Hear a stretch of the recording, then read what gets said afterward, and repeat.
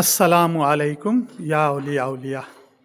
আজি আহি আমি প্ৰৱেশ কৰিলোহি পুৱামক্কা দৰগাহৰ আৰু য'ত আমি থিয় হৈছোঁ সেই ঠাইৰ মই অংশ এটি দেখুৱাব বিচাৰিছোঁ, য'ত দৰগাহ শ্বৰীফ অৱস্থিত। এই দৰগাহ শ্বৰীফত আছে আমাৰ চুলতানে গিয়াছুদ্দিন আউলিয়াৰ যি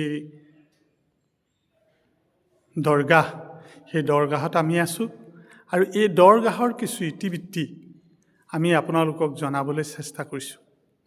আচলতে এই দৰগাহখন এনে এডোখৰ প্ৰাকৃতিক মনোৰম দৃশ্যত অৱস্থিত, যাক আমি কেতিয়াও অন্য ঠাইৰ লগত তুলনা কৰিব নোৱাৰোঁ।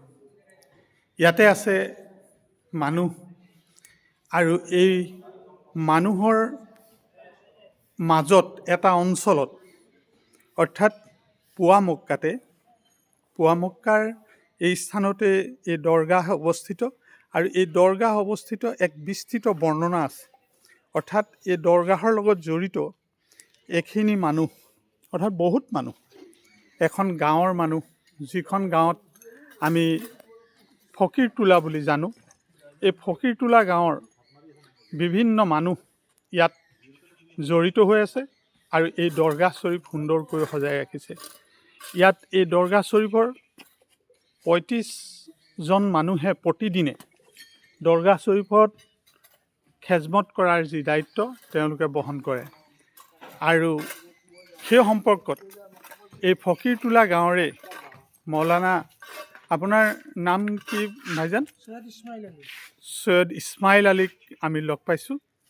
আৰু আছে এইসকল মানুহ ফকীৰটোলাৰে মানুহ, এখেতলোকে ইয়াৰ দৰগাহ শ্বৰীফ কাম কৰি আছে। মই সৈয়দ ইছমাইল আলীৰ লগত অকণমান কথা বাৰ্তা হ'ব বিচাৰিছোঁ। তেওঁৰ দ্বাৰা মই কিছু কথা জানিম যে এই অঞ্চলত সাধাৰণতে দেখা যায় যে এটা বৃহৎ অঞ্চল, মানুহ নাই, এটা পাহাৰৰ ওপৰত অৱস্থিত আৰু প্ৰাকৃতিক মনোৰম ইমান সুন্দৰ, ইয়াত দেখিলে চাই থাকিবলৈ মন যায়।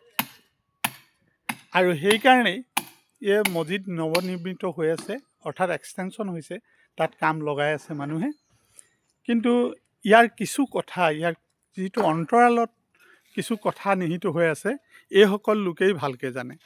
মই ইছমাইল আলী দেৱক মই সুধিব বিচাৰিছোঁ, আপুনি অকণমান এই দৰগাহ শ্বৰীফৰ বিষয়ে ক'ব নেকি? আসসালামু আলাইকুম। শ্বাহ চুলতান গিয়াছুদ্দিন আউলিয়া, তেওঁলোকৰ ৭০জন আউলিয়া আহিছিল। এওঁলোকে আহিছিল ইছলাম প্ৰচাৰৰ কাৰণে বাগদাদৰ পৰা আহিছিল। বাগদাদৰ পৰা আহি এই গৌৰাচল পাহাৰৰ উচ্চ শিৰত তেওঁলোকে স্থান লৈছিল। তেতিয়া তেওঁলোক যেতিয়া আহিছিল, ইয়াত বাঘ ভালুক গোটেই আছিল। তেওঁলোকে আল্লাহৰ ওচৰত দোৱা কৰিছিল।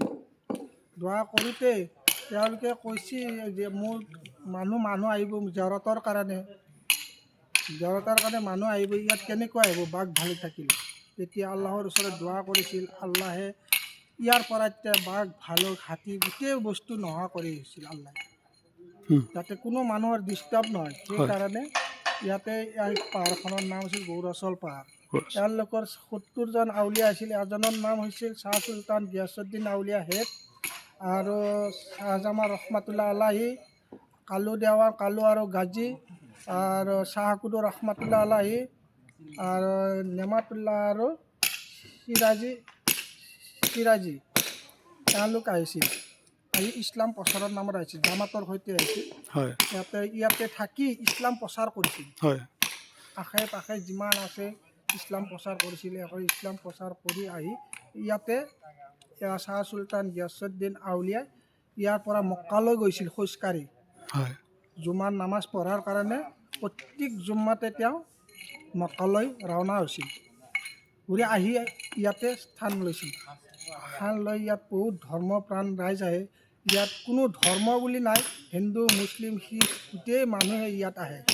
ইয়াত যিটো একান্ত মনেৰে আহে, একান্ত মনেৰে শুদ্ধ অন্তৰ লৈ আহে, এওঁলোকৰ অছিলা আল্লাহৰ ওচৰত বিচাৰিলে যিটো একিন লৈ বিচাৰে সেইটো একিন আল্লাহ তাআলাই কবুল কৰি লয় মনৰ ইচ্ছা পূৰ্ণ মনৰ হয় ইচ্ছা পূৰণ কৰি লয় মই আপোনাক এটা কথা জানিব বিচাৰিছোঁ যে ইয়াৰ কাষতে আপোনালোকৰ এখন গাঁও আছে যিখন ফকীৰটোলা গাঁও ফকীৰটোলা গাঁৱৰ সম্পৰ্কে আপুনি অকণমান কওকচোন ফকীৰটোলা গাঁৱৰ আমি প্ৰায় 200মান ঘৰ মানুহ আছোঁ তাৰে এওঁলোকৰ খেদমতদাৰ আছিল 6জন আগতে অৰ্থাৎ তাৰমানে গিয়াছুদ্দিন আউলিয়াৰ খেজমতত আছিল 6জন মানুহ 6জন মানুহ আছিল যি 6জনে সেই ফকীৰটোলা অঞ্চলতে বাস কৰিছিল অৰ্থাৎ ফকীৰটোলা গাঁৱৰ এই 6জন মানুহে এই আউলিয়াসকলৰ খেজমতত নিমজ্জিত হৈ আছিল এতিয়া আপোনালোকেও ফকীৰটোলা গাঁৱৰে মানুহ আমি ফকীৰটোলা গাঁও আপোনালোকে এতিয়াও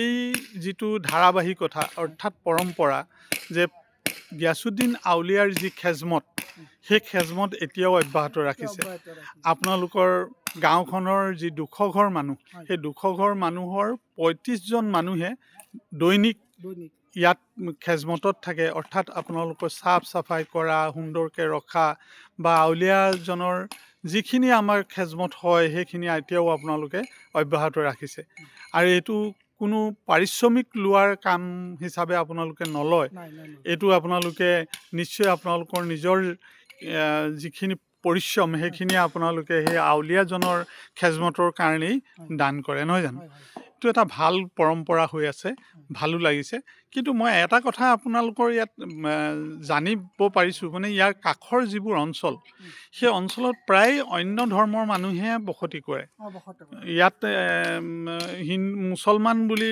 ক'লে সেই 200 ঘৰ মানুহেই আপোনালোকে পাব আৰু তাৰ বিশেষ নাপায় ইয়াৰ কিনাৰতে আছে আপোনালোকৰ কিনাৰতে আছে এই গৌৰাচল পাহাৰতে আছে বোধহয় নহয় এই সুগ্ৰীৱ মন্দিৰ মাধৱ মন্দিৰ কেদাৰ মন্দিৰ কমলেশ্বৰ মন্দিৰ আৰু লগতে তাতে সেই কমলেশ্বৰ মন্দিৰৰ কাষতে এজন খুব জালালী আউলিয়াৰ শ্বাহজলাল ৰহমতুল্লাহ আলাইহি ছাল্লামৰ তাত আপোনাৰ দৰগাহ আছে এই অঞ্চলটো সাধাৰণতে মানুহে যি আশা লৈ আহে সেই আশাই পূৰ্ণ হয় আৰু এই গোটেই কথাখিনি আপোনালোকৰ পৰাই জানিছোঁ মই আৰু এইখিনি নিশ্চয় সত্য হ'ব আৰু এই সত্যৰ ওপৰত প্ৰতিষ্ঠিত অৰ্থাৎ আমাৰ যিজন আউলিয়া যিজনৰ আমিৰত্ব লৈ অৰ্থাৎ জামাতি হিচাপে ইয়াৰ পৰা ইছলাম প্ৰচাৰৰ যি কাৰ্য চলিছিল আৰু সেই কাৰ্যত এই মানুহখিনি এইদৰে নিমজ্জিত হৈ আছে যিটো অন্য মানুহে নাজানে যিটো মানে সাধাৰণতে মানুহে নাজানে ইয়ালৈ আহে মানুহ দেখে দোৱা দৌৰ কৰে তেওঁলোকৰ মকচুদ পূৰণৰ কাৰণে দোৱা কৰে গুচি যায় কিন্তু ইয়াৰ অন্তৰালত যে এখিনি মানুহে কিমান কষ্ট কৰি কিমান সুন্দৰকৈ এই দৰগাহ শ্বৰীফ ৰাখিছে সেইটো ভাবিলে আচৰিত লাগে এয়া আমি দেখুৱাইছোঁ বিভিন্ন ঠাইৰ পৰা মানুহবোৰ আহিছে আৰু দৰগাহৰ ভিতৰত প্ৰৱেশ কৰিছে অৰ্থাৎ তেওঁলোকৰ যি মনোবাঞ্ছা তেওঁলোকৰ মনোবাঞ্ছা পূৰ্ণকৰণৰ কাৰণে তেওঁলোকে এনেকৈ আহে আৰু যায়গৈ ইয়াত খোৱা পানীৰ ব্যৱস্থা বা ইয়াত অজুৰ যি ব্যৱস্থা সেই ব্যৱস্থা আছে এটা ওখ পাহাৰ প্ৰায় 130 ফুট ওপৰত পাহাৰৰ আমি ইয়াতে আহি উপস্থিত হৈছোঁ আৰু এই অঞ্চলবিলাকত সাধাৰণতে বৰ সুন্দৰকৈ বকুল গছ আৰু বকুল গছৰ পৰা আদি কৰি অন্যান্য গছ গছনিয়ে একেবাৰে সুবাসিত কৰি ৰখা এটা অঞ্চল প্ৰাকৃতিক সৌন্দৰ্যৰে ভৰপূৰ ইয়াত বহু মানুহে আহে ইয়াত বিভিন্ন দোকান পোহাৰবিলাক খোলা আছে এই দোকান পোহাৰৰ পৰা বিভিন্ন সা সামগ্ৰী কিনি বাবাৰ দৰগাহত দান কৰে ইয়াতে এটা সংৰক্ষিত কীৰ্তিচিহ্ন বুলি ইয়াত উল্লেখ কৰিছে এই কীৰ্তিচিহ্ন প্ৰাচীন কীৰ্তিচিহ্ন তথা প্ৰত্নতাত্ত্বিক স্থান আৰু ধ্বংসাৱশেষ অধিনিয়ম 1958 দফা 24 অনুসৰি ৰাষ্ট্ৰীয় সম্পদ হিচাপে ঘোষণা কৰা হৈছে ইয়ে এই কীৰ্তিচিহ্ন ধ্বংস স্থানৰ ক্ষতি সলনি বিকৃত বিপদগ্ৰস্ত অথবা অপব্যৱহাৰ কৰিব তেওঁৰ 3 মাহ পৰ্যন্ত কাৰাদণ্ড নাইবা 5,000 টকা পৰ্যন্ত উভয় দণ্ডৰে দণ্ডিত হ'ব এনেকুৱা ধৰণৰ জাননীও দি থৈছে অৰ্থাৎ এই সুৰক্ষিত অঞ্চল ইংৰাজী অসমীয়া হিন্দী বিভিন্ন ভাষাত এই কথাখিনি উল্লেখ কৰা আছে এই অঞ্চলটোৰ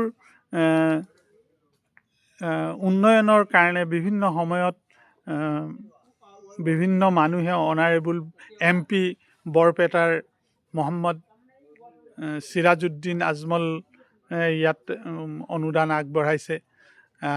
মৌলানা বদৰুদ্দিন আজমলেও ইয়াত অনুদান আগবঢ়াইছে। আৰু সেইদৰে মাননীয় সেই সময়ৰ গড়কাপ্তানী মন্ত্ৰী 1920 চনৰ ডক্টৰ হিমন্ত বিশ্ব শৰ্মাদেৱেও ইয়াৰ বিভিন্ন অঞ্চলৰ কাম উন্নয়নৰ কাম যথেষ্ট কৰি দিছে।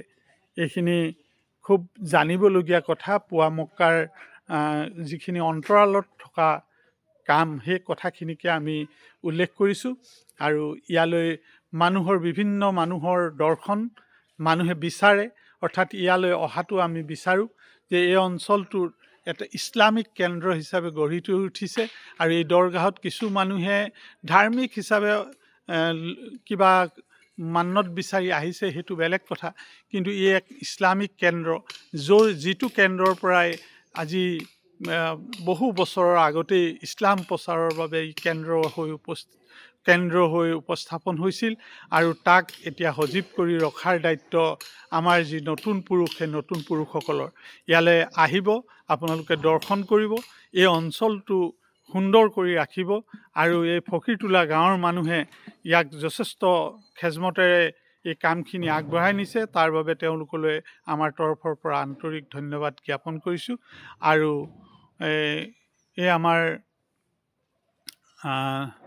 দৰগাহ শ্বৰীফৰ যিসকল 70জন পীৰ অলি আউলিয়াৰ কবৰস্থান ইয়াতে আছে, অৰ্থাৎ ইয়াতে দৰগাহ হিচাপে আছে আৰু বিভিন্ন অঞ্চলত বিচলিত হৈ আছে। এইখিনি কিছু আৱিষ্কাৰ হৈছে, প্ৰায় 10জনমান মানুহৰ কবৰস্থান, অৰ্থাৎ আউলিয়াসকলৰ 10জনৰ ইয়াত কবৰস্থান পোৱা গৈছে বুলি ফকীৰটোলা মানুহৰ পৰা জানিব পৰা গৈছে। আৰু বাকীসকলৰ এতিয়াও চিনাক্ত কৰিব পৰা হোৱা নাই। ভৱিষ্যতে নিশ্চয় চিনাক্ত হ'ব। ইয়াৰ পৰীক্ষা নিৰীক্ষা আৰু গৱেষণা চলি আছে। ধন্যবাদ।